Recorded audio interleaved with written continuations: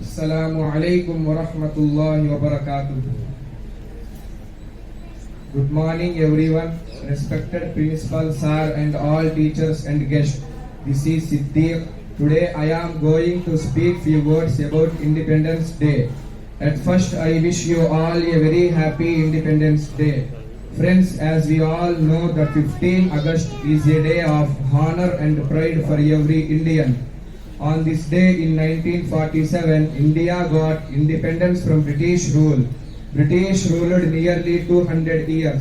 They treat us as slaves. They snatch our valuable wealth, money and export their country.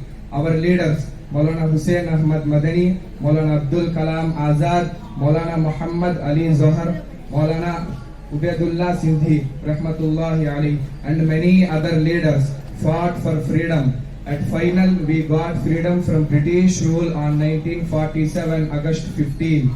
We salute all those our freedom fighters on this day. On this day, our Prime Minister hoisting a flag on Red Fort, and we all salute our national flag by firing guns with national anthem. We remembering all those our freedom fighters and their sacrifice on this day. Thanking you for giving this opportunity. Assalamu alaikum wa rahmatullahi wa barakatuh.